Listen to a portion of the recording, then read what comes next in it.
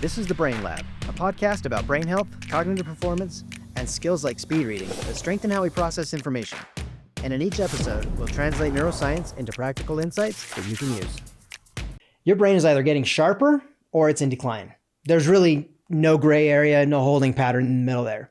And so the question really is, what are you doing? Are you on the side of brain improvement, or are you letting your brain slip a little bit?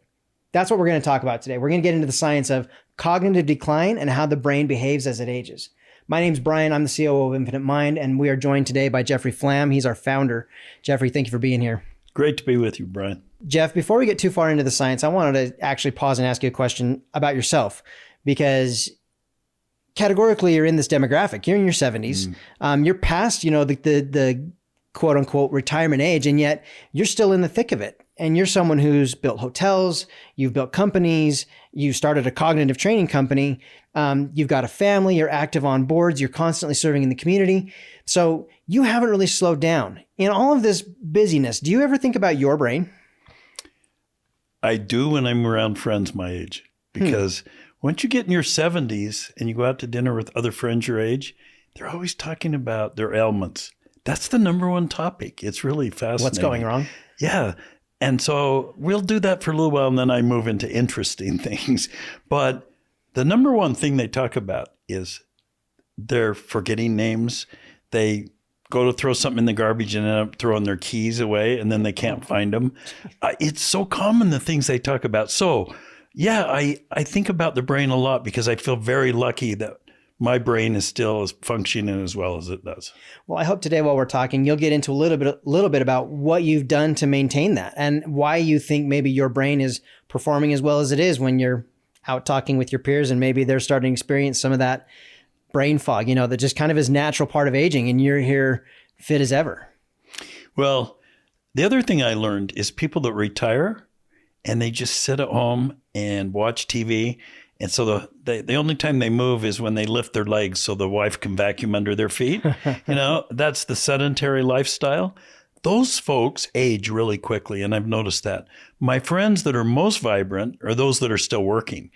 And it's because their brains are active. They're interacting. They've got those social skills, and they've got the mental acuity because they're constantly working through business problems, talking about world events, whatever. So I really especially am impressed with my one business partner, Bill, who's 94.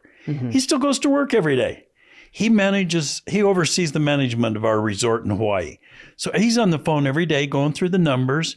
And I look at him and go, that's what I want to be like in 20 years. Right. So that's my goal. So it's interesting though, because talk about that resort. It's not like a motel, right? I mean, you guys are a serious operation. Tell us a little bit about what it is you guys are running. Well, the name of the resort's Koloa Landing in Kauai, and it was voted best resort in Hawaii last year, number one employer in Hawaii last year, and it won best pool in America 6 years in a row.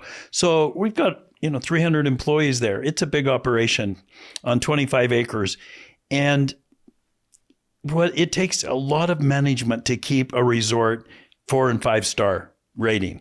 So it's something we have to be on top of every single day. You cannot let it slide. So Bill's on the phone every day going through numbers. I go over on a regular basis and do walkthroughs and inspections, right, and look at any deferred maintenance or anything that may not be just tip top. Yeah. And so that we keep it the best resort. So it's not a lifestyle company. This is an active enterprise, a very serious hotel enterprise. And that's detail work. That's really hard thinking skills as far as analyzing the reports and checking out all the details. I mean, one of the things I love about you is you're so detail oriented. And I think that thinking about all of these things actively, instead of sitting back and picking to relax and kind of slow down a little bit, is a lot of what's contributing to your vitality and to Bill's vitality, that you're staying in it, you're staying active. You're not just surrendering to age or to convenience as you age. Yeah, it's my business partner that's 94. Somebody said, "Are you going to retire?" And here was his answer. He said, "I've never had a boss in my life, and I don't want to start now." That was his answer on why he doesn't retire, right? Okay. And I think anybody who's been an entrepreneur and loves what they do, they want to stay active. They want to stay involved. At some point, they start turning it over to their kids or someone else, but they'll ease out of it over time. People, when they've been in a punch the clock type job, they're just anxious to get out of that because they have to be to work. They have to work for somebody else. So I think entrepreneurs tend to do better in life because they stay very active past retirement. Well, and they're used to being driven by passion, not by obligation. Yeah, exactly. Yeah, that's a good way to put it. Yeah. Yeah. Okay. So I wanted to actually just talk about something. It's a study I was recently looking at. I came across it and I thought it was really interesting because it has to do with this conversation that we're having today. So it says, baby boomers, which are the most educated generation in American history, are scoring lower on cognitive function tests than their parents and their grandparents did at that same age. So for decades, the trend was moving in the right direction, each generation maintaining greater and greater cognitive powers as they aged. And then all of a sudden here in the baby boomer generation, we're starting to see that slip back down instead of staying kind of on the advancing end of things. Boomers basically broke the streak. And so with the youngest boomers turning 65 in 2028 and over 55 million people worldwide already living with dementia, with some of these cognitive issues, the scale of what's coming down the pipe as the baby boomers continue to age out of the workplace and into that retirement age is something that is worth, I think, spending a little bit of time thinking about. So I wanted to talk to you and say, what do you think contributes to that? What do you think is causing that? I mean, we touched a little bit on the active lifestyle that you're living, the staying busy, but do you think there's other factors that play into our brain health as we age for you or for your peers? Well, I think in the past, when people retired, they were usually active doing things. A lot of people had farms or businesses they still ran. And I think they read a lot. Mm-hmm. But nowadays, what do people do when they get home? They turn on the TV, watch TV, or they're on their phones watching social media.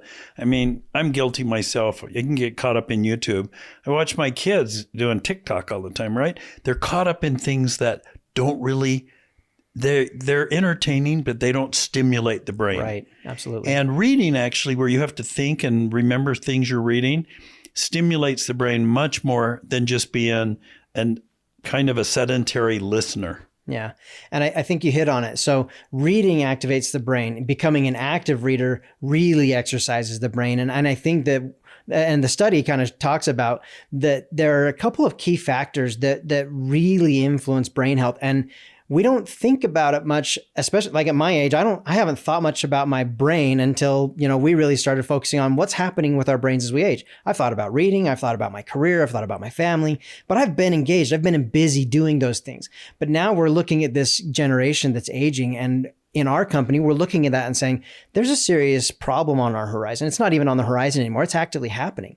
And the study says there are things like nutrition and sleep and, these different things. Nutrition and sleep are particularly important, but also things like exercise and what kind of exercise we're doing that all contribute to the way the brain ages and whether it ages well or it ages rapidly and unwell, right? So I think we're going to get into that a little bit if you have a couple minutes of time. Sounds great. Okay.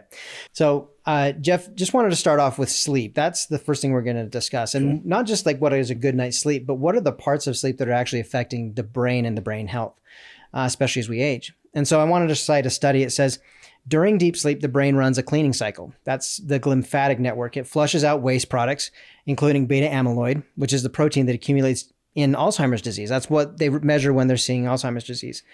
A single night of sleep deprivation, and this one's interesting. I had never thought about this and I didn't know this. A single night of sleep deprivation increases beta amyloid, that protein, increases around 5% in the hippocampus and thalamus.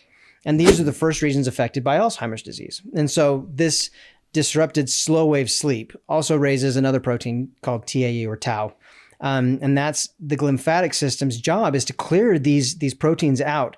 And it does it 2.5 times faster during sleep than during wakefulness. And so, we talk a lot about like the value of a good night's sleep, right? But it's more than just whether or not we're asleep. It's actually the quality of our sleep. And there's things that play into that, like sleep apnea and prostate issues and all kinds of different things that, especially for men, can play into the quality of our sleep. So honest question for you. What does a night of sleep actually look like for Jeff? My sleep right now is probably better than it's ever been in my entire life. But I measure it. I have an Oura ring. Okay. which really was eye-opening to me on what sleep does and how poor my sleep was. For years, I had built a benefits outsourcing company. I was on the road all the time. Mm-hmm. So I was flying 200,000 miles a year. I was on a flight every other day, it seemed like. And I was only sleeping 4 to 5 hours a night. Okay. So I would get to bed at 11 or 12. I'd be up at 5. My buddy would pick me up at 5:15. We went and worked out. So I was really good about my workouts when I was in town. And I didn't realize how sleep deprived I was until later in my life I realized. Okay. And that's when I used to go to my parents' house on Sundays. They would find me on a couch or on a bed asleep. Passed out. I'm asleep. Even in church meetings, I would doze or I'd go to a movie. It felt better to close my eyes and just rest and sleep than watch the movie. Mm-hmm. I was like, I would rather sleep. Yeah. That's when you're sleep deprived. So notice, if you're falling asleep all the time, even in stimulating things like a great movie, you're sleep deprived. Well, once I got older and started measuring it, I realized that I needed more sleep. And they say the average adult should sleep 7 to 8 hours a night. Right. So if you're not doing that, it's robbing you of the brain cycle of cleaning the brain and getting deep sleep. Now, when I got my Oura ring, I didn't realize I didn't get any deep sleep. So I was trying to figure out, why don't I go into deep sleep? Maybe 3 or 4 minutes a night. You're supposed to have about an hour of deep sleep, because that's when the brain goes through and stores everything from short-term memory into long-term memory. And it also strengthens the immune system. Right. So if you're not getting deep sleep, generally you're more prone to colds and getting sick easier. Well, when I started measuring, I'm like, oh, I have terrible deep sleep. So I started evaluating why, changing habits. Blue light, watching TV late at night, especially if it was a stimulating movie. Yeah. No deep sleep. Yeah. When I started not watching TV within an hour or two of bedtime, either reading or just talking to my wife or listening to music, I started getting a lot more deep sleep. The other thing I found that's helped my sleep is the more I exercise. When I exercise in the morning, I sleep better at night. And the reason is you're getting more blood flow to the brain. It's healthier. So exercise is a key part. But I think the very most important part is the sleep. Because if I go a night with like 4 hours of sleep when I have to fly a red eye or something, the next day, really, I don't feel like I'm top of my game ever. Yeah. Just one night affects it. Well, and there's things too, especially as men age, we the prostate issues that men experience, where you have to get up and go to the bathroom, right? Every 2 and 3 and 4 times a night. But also sleep apnea, which is really common among men, although women certainly have it as well. Sleep apnea disrupts that deep sleep as well. It disrupts that slow wave deep sleep cycle. And so when we have all of these things kind of compounding themselves, we watch a show before we go to bed, and we have to get up a bunch of times in the night, and then we have sleep apnea and things like that, then we never, like you were saying, we never get into that phase where our brain can process the information we have from the day before, which is critical. And we can't empty the waste. All these buildup proteins that are accumulating in our brains have to be flushed. It happens best in this slow wave sleep cycle. And then on top of that, Alzheimer's itself has actually been linked closely with increased likelihood for cognitive decline, dementia, Alzheimer's. And now they're looking at this kind of more holistically, and they're saying, oh, well, it's because of all of these layers. Sleep is actually a really important part of brain health. And I think you hit it well. I mean, when we're younger, we don't really take that into consideration. But really, we should be getting good sleep at every age of our lives. Yeah, I think it's cumulative. If you're going without sleep for a long period of time, I definitely think it affects your brain health long term. Yeah. Now, the other things I've found from our audience that may help them, anybody that's my age or older, is I've found you shouldn't eat after 7 at night. If you eat a big meal, and especially if there's many carbs, sugar, what's happening is your stomach's going all night long and you don't go into deep sleep. So if I don't eat after 7, I get deep sleep. Yeah. So staying away from TV late, doing stimulating things late, and eating late all affect my deep sleep. So anybody who's having a hard time with their deep sleep, monitor those things Yeah. and make sure you're not doing those three things: stimulating things, TV too late at night, the blue light, and then eating too late. Right. Love it. Awesome. But you also asked about sleep apnea. When I was in my late 50s, my wife was worried because some nights she couldn't sleep and she would watch me lay there and not breathe for a long time. And then all of a sudden I'd jump and breathe in my sleep. And she said, Jeff, I think you need to go get checked for sleep apnea. So I did. I did a sleep study test, found out I would stop breathing an average of 14 times a night for an average of 48 seconds. That's a long time not to breathe. Well, and you're depriving yourself of oxygen. You're Right. depriving your brain of oxygen while you do that. So what I found is as you get older, the tissue in your throat gets looser. It's not tight, just like the rest of our muscles. They kind of loosen up as you get older. Right. And so what happens is when you go to sleep, that sags as you totally relax in sleep mode. That drops down and restricts the airway. So anybody who's ever seen a whoopee cushion, you know, if the air going through that tight area, it makes a sound, right? Yeah. And that's what happens to snoring is when that tissue drops down. Now to get the air through, it's vibrating. And so snoring is going to keep your partner awake. It actually is disruptive to your sleep.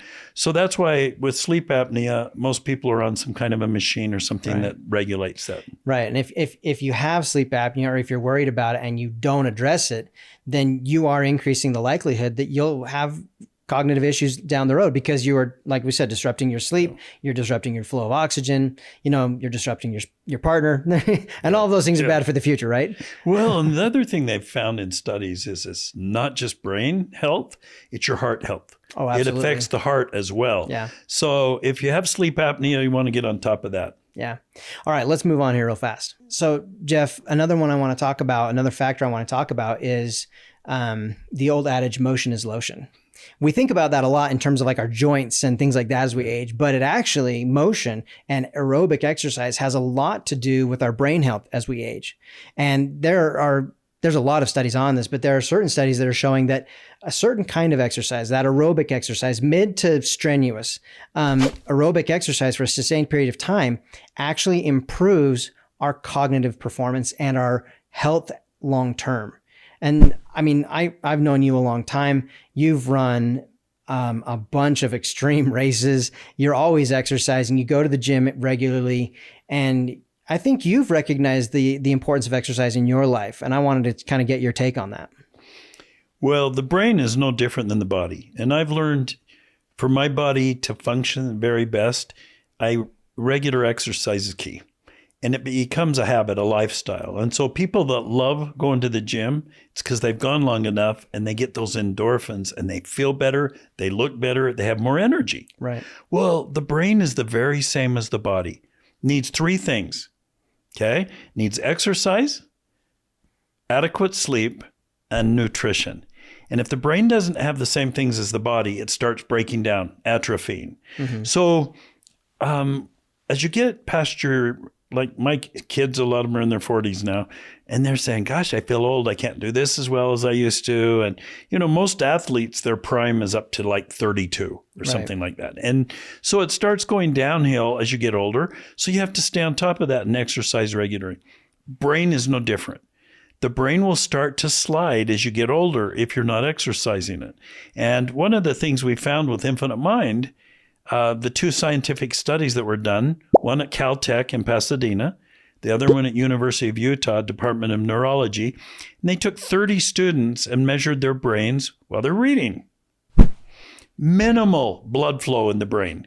It's just going to the Broca's area, which is where the brain functions when it reads. Yeah. It's your reading center, your math center of the brain. It's the left brain just above the left ear. That's the only thing that was firing when these 30 kids were reading. We had them do Infinite Mind for 8 weeks, come back in and do the very same exercise, just read.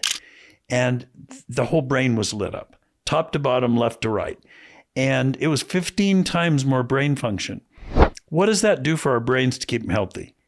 Well, do an Infinite Mind, which is a lot of eye exercises and reading exercises at variable speeds. They come up very fast. So you're watching them like that. And what that does is stimulates the brain and it gets the whole brain to fire. And the brain is nothing, neural pathways are just a series of releases of chemicals in the brain. That's what makes it fire. Chemicals release, blood flow increases, and the brain works. So the important thing as you get older is you got to do things that exercise the brain. Make sure you're getting enough sleep and enough nutrition, and you'll have a healthy brain. Right. So we'll talk about brain training in just a minute here, but let's go back to just the physical portion of it for a minute. One of the things that was interesting in the study that they said is that this aerobic exercise actually activates the cognitive reasoning and the higher functioning portions of our brain. So these higher level functions are important because they're kind of what make us, right? I mean, our ability to think on our feet, our ability to reason, solve problems, think critically are what make us feel alive. They make us feel vibrant. And one of the common complaints as people age is they say, I just don't feel like I'm as smart as I used to be. I don't feel like I'm as smart as I used to be. And that's that in the moment cognition, right? And surprisingly, as we do this aerobic exercise, the brain becomes more active in this area, and the blood flow that's happening throughout the body is now oxygenating that particular part of the brain, and it maintains that mental sharpness, that in the moment sharpness that we need to feel like ourselves. Right. And so I was going to ask, I mean, you've done, like I said, a lot of exercising. You're a physically fit guy. What do you do? I mean, what is it that you're doing to maintain your physical fitness right now? Well, I have a trainer that comes to our house and trains my wife and I in weight training, strength training every morning, because they found that lifting heavy weights is really key to keeping muscle strength and bone density as you get older. But it increases blood flow to the brain. So the days I work out, I can tell. I feel sharper. I'm ready to go to work. I'm energized. I love it. So the days I don't have a trainer, I try to either go walk or go swim, something aerobic to keep the blood moving. Key to both the brain and the body. Absolutely. Love it. So, Jeff, another area that some of these studies have cited as being critical for maintaining brain health is actually avoiding loneliness. They focus on the impact of loneliness on brain health. And that's an interesting one to me because I think a lot of times we wouldn't imagine that just being around people would keep our brains healthy. But what they're finding is when we're around other people, we have conversations that force us to remember names. They force us to think about things. We recall the past. We tell stories. We interact socially. We solve problems together. We communicate. All of these things are busy, active mental exercises. Do you see loneliness playing a factor in anybody's life that you know? That where loneliness has started to cause maybe some cognitive decline?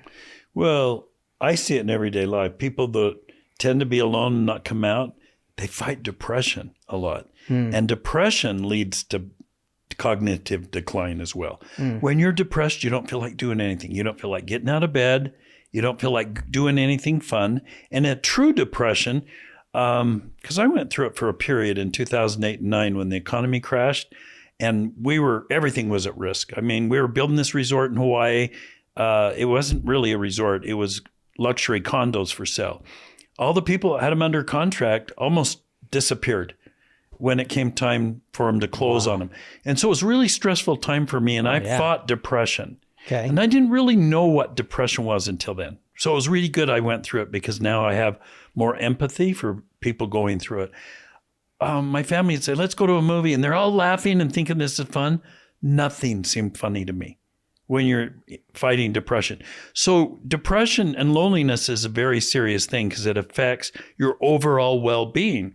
And studies show those that are lonely, that don't have a lot of connections with family or friends as they get older, they die 5 to 8 years sooner than someone who has good family connections. Right.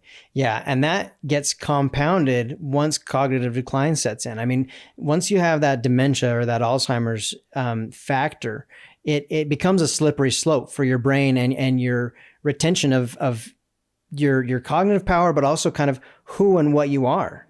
You lose touch with those things. And where loneliness, I feel factors into that is, when we are with people, we are sharing something. We are actively contributing to something. There's a meaningful reason for our existence.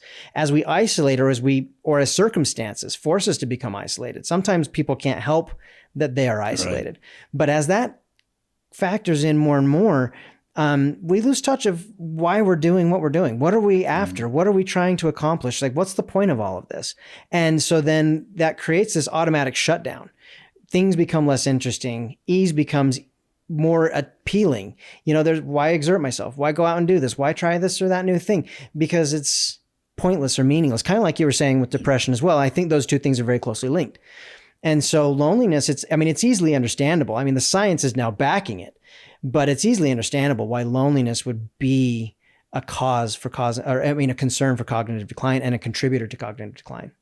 But one of the things I admire about you, all of your kids are grown now. They're all out of the house. They all have families of their own. They're all moving on with their things. But that has not stopped you and your wife from staying active and doing things. And I'm always impressed when we talk about the ways you're always finding to contribute, to give something to whatever group or thing you're part of, whether it's a church group or a charity or, a foundation or a nonprofit like the aquarium. You have all these different things in your life, aside from the work elements that you're doing to contribute. And I wanted to hear a little bit about how you feel that affects you, not just like cognitively, but emotionally, because we're talking about that link between depression, loneliness, and our brain performance. How do you feel that affects you and your mentality? Well, I go back to Maslow's hierarchy of needs. If you remember, they start at the very basic. You've got to have your shelter, food, and so on. Then it goes to self-actualization, the very top. That's when you're at your pinnacle. You're happy. Everything, your needs are met, and now you're finding true happiness. And where true happiness comes from, Brian, is when you serve others. You go do things for others, you're happy. So when people are depressed, I say, go do something for someone else. Go serve in the community. Go to the food bank and give out food or meals for the homeless, whatever. Find something you can do either in your church, in your community, volunteer somewhere, because that interaction is really important for mental health. And so I keep busy and I'm really happy all the time because I love serving people. And the things I do now are of service. I sit on a lot of boards. I have a mastermind where I teach other people how to balance their lives and find joy in the journey. And so I say to people, keep busy. When you retire, don't retire from life and from other people. Get involved and you'll be happy and have a longer brain health. It's been proven. I love that. Don't retire from life. I think that's a really key point because work itself, the 9 to 5 that you mentioned earlier, that's not necessarily what gives us life. It's the activity, it's the vibrancy, it's the engagement that comes from work. If you work at something you're passionate about, then work is never work, right? Yeah. But there are other things that you can do to be busy. But what would you say to someone who says, well, I don't have anything to offer? Oh, everybody has something to offer. I think we learned during COVID, when people were stuck in their homes, depression has never been higher worldwide. Yeah. What happened? What did people do? They weren't having human connection, especially if they didn't have family around. Right. The number of dogs in the world that people were taking into their homes almost doubled. Wow. The price of a dog went from a few $100s to $1,000, $2,000, $3,000 to get a good breed dog. Because everybody needed some kind of connection. And because they couldn't find it with other people, they got it with a dog. But I say to people, you don't have to have skills to go out and serve others. Right. You just have to be able-bodied. And as long as you physically can do it, it'll help you mentally to go out and serve. You'll find joy. You'll find purpose instead of sitting home, being lonely, and just watching TV. The other thing I've learned is last year, after the election, I was so glued to the TV, wondering what's going to happen today. That's the news cycle. And 6 months later, about June of last year, after the election, I found I was really anxious all the time. I felt anxious. I felt stressed. It was just the weirdest thing. And I'm thinking, why am I feeling anxious? And then one day it hit me when I was reflecting, I'm spending all my time focusing on the world's problems. And the spirit inside of me said, Jeff, you need to spend as much time on reading good things as you are listening to the world's problems. So I started reading my scriptures more, reading from good books, listening to great talks, motivational things, or inspiring messages. And you know what? It changed within a week or two. I didn't feel that anxious feeling anymore. I felt upbeat, happier, and I wanted to be out doing more with people. So I say, don't get too caught up in world events and not have that balance. Have the balance on the spiritual side, and it'll help you emotionally and mentally.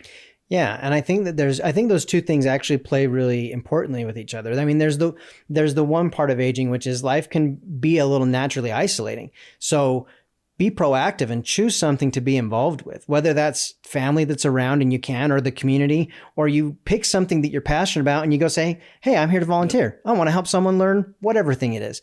Those things are physical things that you can do, but there's still that time that you're going to be alone with your thoughts. Everybody, even people who have family, are busy, are isolated sometimes, mentally. We all go to bed sometime at night and we're left with our thoughts.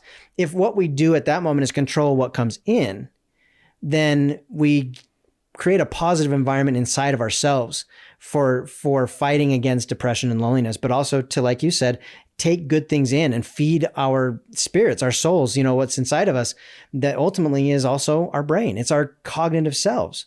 I love that. I love choosing good things. I mean, we'll talk about it when we talk about brain training, but the power of reading is more than just entertainment. And I think a lot of people think that either I got to be reading a business book, but once I retire, I'm never doing that again. Or I read for entertainment, but I don't like to read. So there's no good reason for me to read. But reading literally sets the conditions of our brain. What we read sets the conditions inside of our brains, our minds. And so if you're religious and you pursue scripture, then that will certainly set the stage for those kinds of thoughts. But even if you just look at what are the greatest thoughts that people have had in the world, what are the greatest things that have been done, what's the history of the world, all of those things give us new thoughts and new ideas, and they keep our brains vital and active. All of that at every level is exercising our brain, which is really, I think, cool. But we're a brain company, so I kind of enjoy that stuff. But back on this service thing, I was thinking about that. I sit on the board of directors of our local aquarium, which is really nice here in Salt Lake City. Great aquarium. But 175 of our workers are volunteers.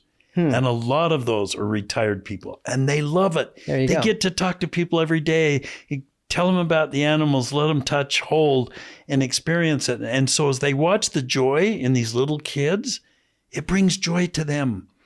If they go to a school and read to kids, and schools are always looking for volunteers to come help, so a teacher can have a little break, and they put them in pods or whatever and have them read to kids. That, or going to an assisted living center and reading to the elderly. Anything like that will make you much happier and keep you healthier and living longer. Yeah, absolutely. Absolutely. I love that. Thank you. So, Jeff, there's a couple of other things that science is showing are particularly impactful on the brain, especially as we age. So one of them is this brain that has nothing to do. And you kind of mentioned that. You hit on that, where we retire and we're no longer cognitively stimulated. But then on top of that, there's this layer that's becoming increasingly prevalent in our lives, and that is that technology can do so much for us.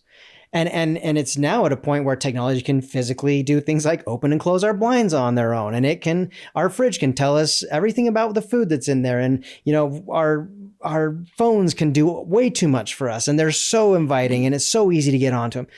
And so there's this now, especially for this aging generation, these baby boomers, they're leaving the workforce where they're forced to have all these, active thoughts, and they go into these sedentary lifestyles and they think to themselves, I've made it, it's time to relax. And they turn on the TV and they look at their phone. And so now it's not just that the brain doesn't have something to do, but there's technology that will do literally everything else for them. You don't even have to cook food anymore. You can literally order food. It will show up at your door and you pop it in the microwave, or it shows up pre-cooked. And so we've removed the necessity of activity from life. Do you see that as important? And how do you manage that, I think, for yourself in your own life? Here's an interesting thing. When you retire or get retirement age, your spouse kind of like, well, aren't you going to just stay home with me now and spend time with me? And that's something I've had to learn to work through with my wife. We've had to come to common ground on that, because she would love me to come home every night from work, have dinner, which we do, but then sit and watch a Hallmark movie, right? I think I've watched one or two or three of them. I don't know, a few. And they all kind of seem the same to me. But she loves them. Yeah. So once in a while, we'll do that for date night, or once or twice a week, we'll watch a movie together. But for me, it's not stimulating. I'm not happy sitting there watching that type of a movie. So for me, I'll read or I paint. And I've taken up oil painting. And so I always put a really good book on to listen to, or I will put on something good on the TV that I can just listen into. Sometimes they're the unsolved mysteries, you can just listen to them, you don't have to watch it. And then I'll paint. So I'm doing something creative, because painting activates different parts of the brain than reading or watching TV. You're using your creative side, which gets the blood flowing there. So for me, I picked up different skills and different hobbies as time's gone on. So what I did, I sold a company back in 1996. So it's been 30 years ago. And after I sold it, I made a list of all the things I wanted to do. And I decided I'm going to do something every year the rest of my life. I'm going to learn something new. So one year I decided I'm going to do a triathlon. So I did a triathlon and got my boys to start doing it with me. That's what taught my boys to do them and go on to be Ironmen. Then one year I decided I'm going to go climb Mount Rainier. So I went and climbed Mount Rainier. I loved it so much, I took my boys later to climb Mount Rainier. Each year I set a goal and did something different. I learned massage. I learned oil paint. One year it was to learn Spanish. I did Duolingo, seldom missed, did it every day. And so to me, that's what's been stimulating, is every year, what am I going to learn or do new this year? Something new, either physical or mental, that will help me, or creative. And so for me, my life's very interesting because I do so many things and I'm curious and I always want to learn. The day you shut down and just sit and watch TV, you become very boring and almost dead to everybody around you. So I say to people, stay very active, make a list of things you want to do, you want to learn, do one a year. That's worked for me. Oh, I love that. That's great advice. One of the things that my father-in-law, he's in his 80s now, I believe. He was an entomologist, so he studied insects, and brilliant guy. But he was also the kind of guy who never learned how to sit still. And when he retired, he remodeled his house. And then he and his wife moved to Tennessee and they built a house. And my father-in-law loves woodwork. And so he built the cabinetry for their kitchen. And he worked at it and he had to think about it and he applied himself to it and he made these beautiful cabinets. But I've always watched because he is so vital. I mean, he is so quick-minded. I mean, yes, he was very brilliant. He was a scientist. He was a lab guy. He was brilliant. But on top of that, he kept himself busy with things that were of interest to him. He liked woodwork. So that's the thing that he does. He also reads. He loves to read Louis L'Amour and he stays active reading and he's always out doing something. So I think maybe if I were to extrapolate a little bit of what you're saying there, it's a combination of things, but really what it is make a proactive decision to be active, to stay engaged, as opposed to choosing or allowing yourself to kind of slide back out of the limelight and into the shadows. I agree. My wife, 30 years ago, was invited to come to a quilting group retreat with some other women. And she had never quilted. She had made one years ago, but she had never really done it much. And so she went and was fascinated by these talented women. And they were such good women. She loved to be there. And they always talked about good things. Like they never talked negative about their husbands or their kids. It's just that wasn't that type of group. But so my wife makes several quilts a year. She loves that. And it's good. And I think one of the greatest things that's come down the pike is pickleball. Oh, yeah. Because it's something everybody at every age can almost do. And so I know a lot of people my age that are in pickleball leagues, really good. Me, I joined a group that does a scripture study group. We do it every Sunday. And it's a group of Christian men all over the country. And we do it on Zoom every Sunday. And so we're learning and discussing, and how does this apply to us as dads or grandfathers? How can we apply it in our lives? So I think you just choose things that are interesting that'll make you grow. That keeps the mind stimulated. It keeps you younger. And I think it gives you purpose in life. Jeff, you were mentioning that there are 3 key things to brain health. And you said sleep and you said exercise, but you also mentioned diet, what we eat and what we take into our body. Tell me a little bit more about that. My wife and I found a program online that was a cleanse. And so we went on it. It was a 5-month program, and we had to give up sugar. Sugar, yeah. Oh my gosh, the first 2 or 3 days, tough. Because you start looking at labels, everything almost has sugar, right? Right. So we were really trying to restrict how much sugar we took in. Here was the results. We both lost 10 pounds in the first month. Not trying. You just quit eating cookies and candy and everything that starts with C. Chips, cookies, crackers, chocolate, those kind of things that I love, right? Yeah. And we lost weight. But what I noticed is my mental acuity, clarity improved. I felt sharper. I felt better at my game. And so I think nutrition is a huge part of it. And one thing I learned that was really interesting is most men, when they get older, wake up at 3 a.m. It's really common between 2 and 3 a.m. Not just men, but women as well. And I found out what it was, is if you don't eat protein before you go to bed, the body, if you're eating don't eat after 7 at night, your body starts running out of fuel and it starts pulling from the body.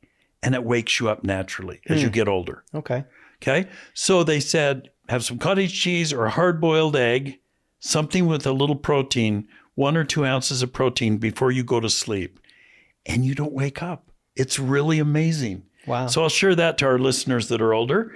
If you're waking up in the middle of the night, sometimes it's a urinary thing, right? But if you're just waking up and can't go back to sleep, it's probably because your body doesn't have enough protein to get it through the night. That's interesting. I think that leads well into this conversation, though, about the impact of what we eat and what the impact is on our bodies. I mean, I think that generally we've all acknowledged that processed foods and sugar particularly is bad, but we think of it a lot of times for things like diabetes, right?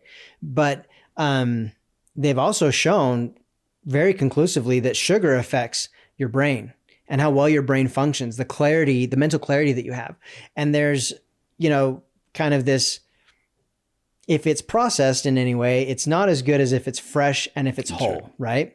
And what they're finding is, and this isn't a surprise, but, the vitamins and nutrients that come out of raw fruits and vegetables, the benefits of protein in our lives and healthy fats, even things like avocado, cottage cheese, that fat in our brain is what keeps our brains functioning.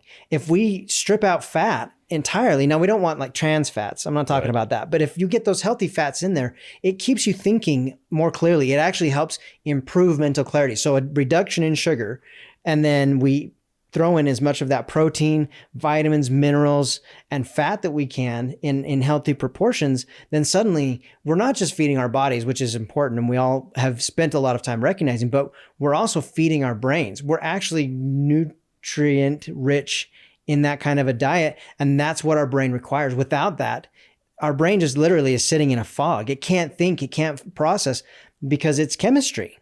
It needs all of those elements, those different vitamins, minerals, nutrients, proteins, fats, to be able to perform the chemistry that happens in thought. Without those things, we literally are just kind of stuck without it. Right. Well, when you talk about statistics, if you go pull it up on AI, because I've done it a number of times to find out, where do people live the longest, right? In Japan, where they eat a lot of fish and have a lot of fish oil. Really key. They don't eat sweets. For their dessert, they'll have a little bit of fruit, if anything. Right. But they don't eat sweets. I was a missionary there years ago, and I about went through withdrawal because they never eat sweets. Right. And so I lost a bunch of weight when I was a missionary. But what you find is you have more energy and you feel better. Right. So one of the things I learned on this cleanse we went through is we had to take a tablespoon of olive oil every morning. Oh. A tablespoon of olive oil and a tablespoon of butter sometime during the day. Okay. And then you had to sprinkle some Himalayan or sea salt, that's true sea salt, in on your food or in your health shake every morning, like a half teaspoon. And because what they found is the electrolytes, and the same when you get electrolytes, it has some healthy salts in it. It makes the body absorb nutrients. Right. And so I always too much salt's not good for you. You shouldn't eat butter. It's fattening. You shouldn't have a lot of oils and stuff. And you find out that's absolutely not true. Yeah, the knowledge on that has changed. Yeah, for sure. the knowledge has changed. So you find out that healthy fats are good for the brain. Right. They really help the brain. So every day now I have a teaspoon of olive oil, and I make sure I have some butter on something during the day. And it's really, I feel really good. And Right. I think there's some long-term effects for that. So for me personally, I do the 80-20 rule. I eat really healthy about 80% of the time.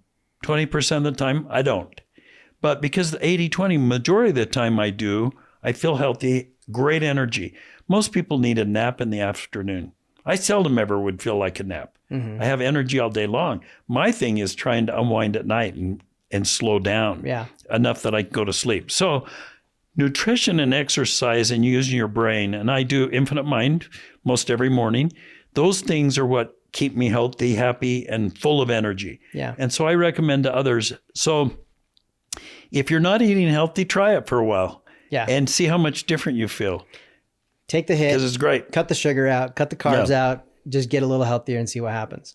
I love that. I agree with that. You know, you talked about Infinite Mind and you know, it's something that obviously you and I are passionate about, but I wanted to talk for just a quick second about why something like Infinite Mind is important, but also what's happening in the brain that makes Infinite Mind important as someone ages. So you know this really well, but tell us a little bit about, you know, what happens when we have that brain fog moment where we're trying to remember a name and we can't think of it, or some sort of detail or something. And it's not that it's not there. It's just we can't somehow connect the dots on that. What is that? Yeah, let me talk a little bit about that.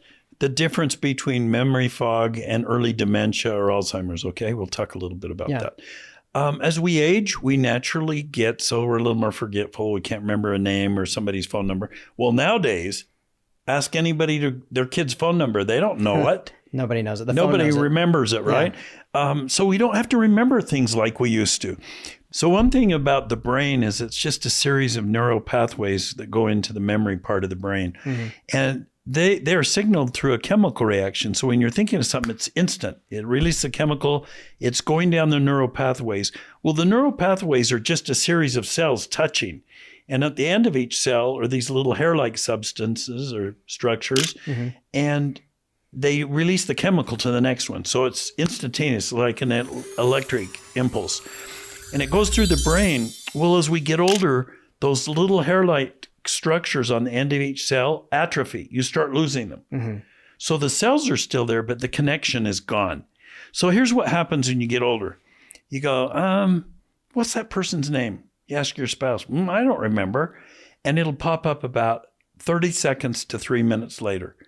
Because what's happening is your brain is searching for the answer to that, but your connectivity is very slow. So it's trying to make the jump between those atrophied dendrites. It is. So it'll pop in your mind eventually. Usually you'll remember. Oh, it's okay. Now that's normal signs of aging, but can you prevent that? Yes.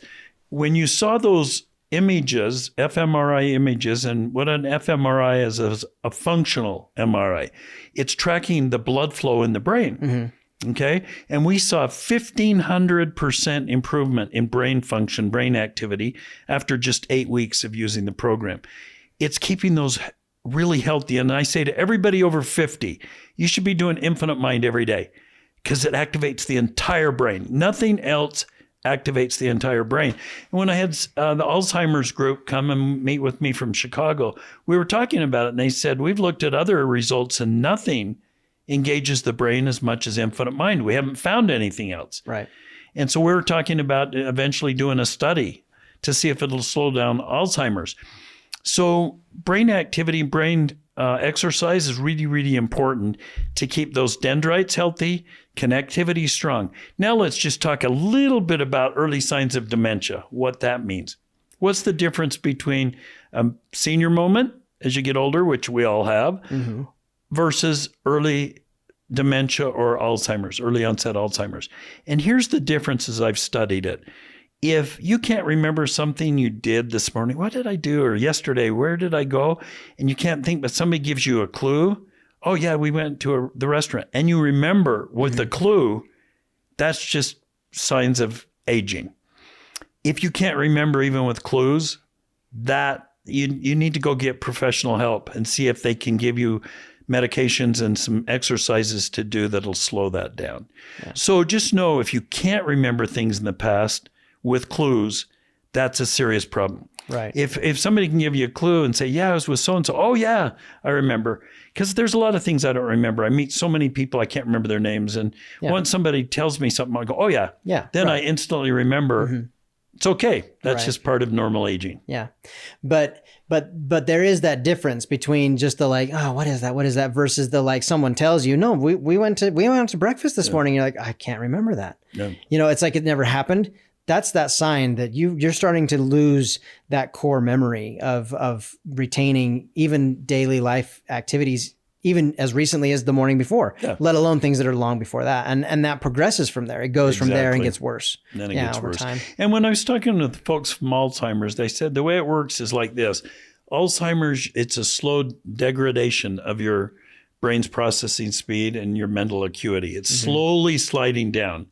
And then one day, it just like drops off a cliff. Right. So you'll have people get forgetful and they don't remember things. And then one day, they don't remember anything. And it gets to the point, a lot of them don't even know who their spouses are, or they think you're a stranger when you come into their room. So that's not where anybody wants to be. And the sad part is the statistics are high that 1 out of 4 people will either get dementia or a form of Alzheimer's before they die. So it's a pretty high number. Right. What we want to do is, like we talked about with the Alzheimer's group, we want to push that way out. Right. As far as we can. It may happen. It may genetically, we may be predisposed to it. Yeah. Okay, so it could happen. But with exercise and proper nutrition and sleep, we can push that out. Right. I'm confident of that. Oh, I think that's true. You know, there's a study that was just barely published that focused on the effects of rapid mental processing exercises, training exercises, like Infinite Mind, cognitive training. Actually showing real results in improving and maintaining brain health in a couple particular areas. But you kind of touched on this, and I wanted to take just a second to talk about it because Infinite Mind is unique in cognitive training because of a couple of, I mean, there's a lot of reasons. We feel like we're very special, obviously, but you know, there's a couple of things that we really actually focus on that make a core difference when we're talking about things like cognitive decline, like aging and staying sharp. One is obviously reading, and we've talked a little bit about that. But reading engages all these different parts of our brain. But if we don't train it, we don't actually get to take advantage of that. So reading, we want it to help us remember things. We want it to help us teach new concepts. We want it to help us learn. We want it to give us knowledge that we can utilize later. Those are all different parts of the brain. Those are functions that the brain has. But when we learn to read, you mentioned this, there are kind of 2 core areas of the brain that are primarily activated. You see some activity elsewhere, but it's primarily focused in Broca's area and then Wernicke's area, which supports Broca's area. Those are language centers, spoken language.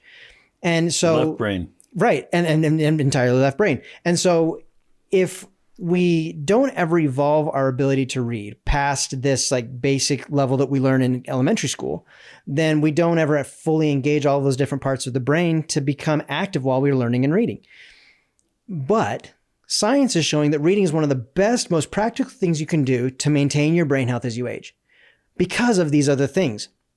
But if you don't have good reading habits, it will be too hard for you to engage with, right?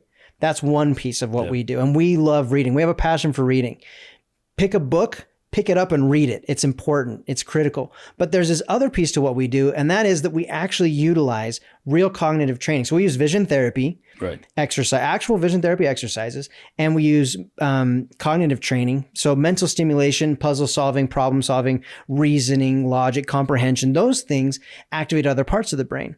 And when we do our training, we go actively between one, the other, right. And alternates left brain, right brain, front of the brain, back of the brain.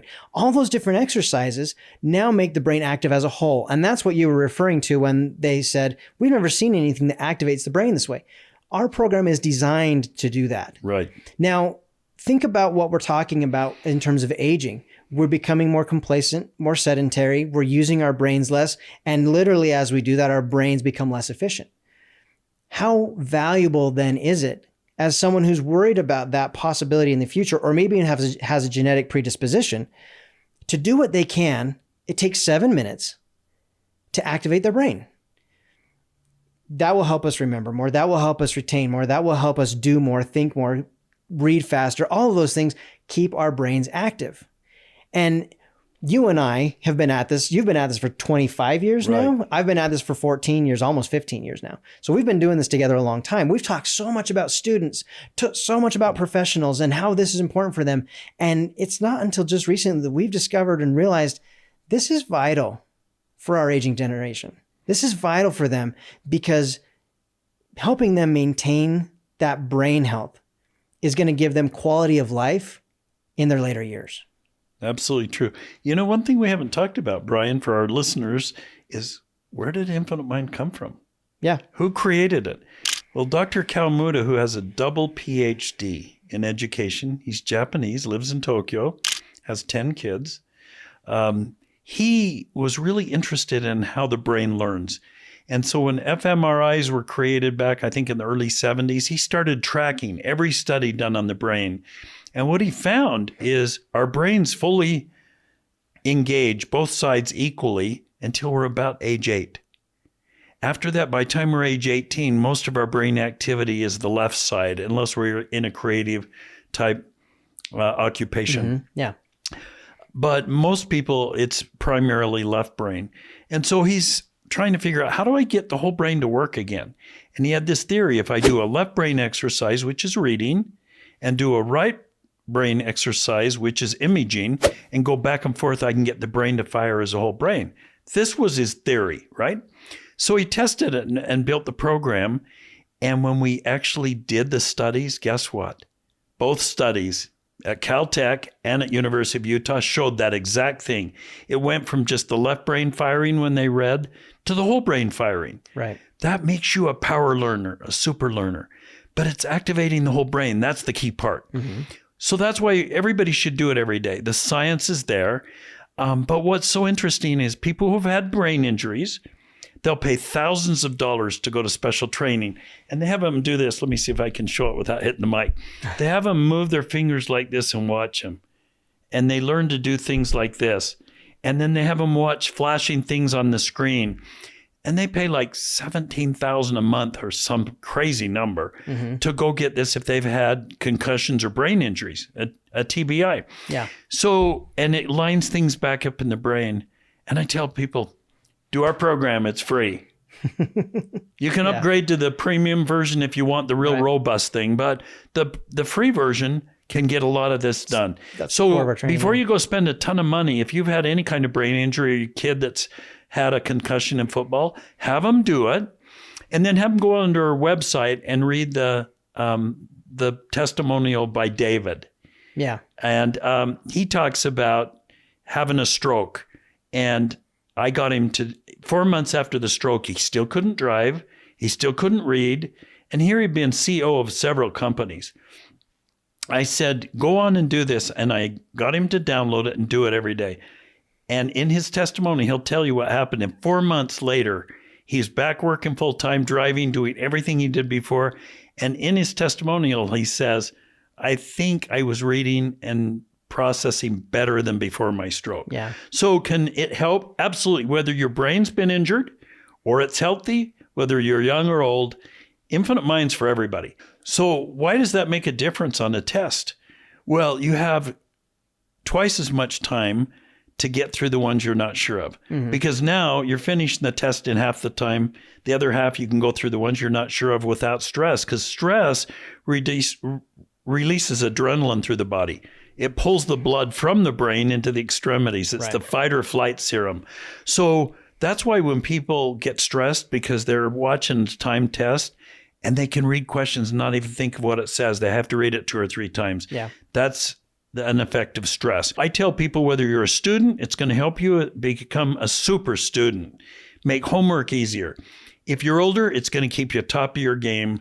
And the most important thing, if you're over 50, you should be doing it just to prevent the brain from aging. Yeah. Jeff, this was amazing. Thank you so much for your time, your wisdom, your insight. It's a pleasure to be with you today. Any final thoughts? Anything you want to share just as a last thought before we sign off? Well, I'm expecting our 26th grandkid this congratulations. summer.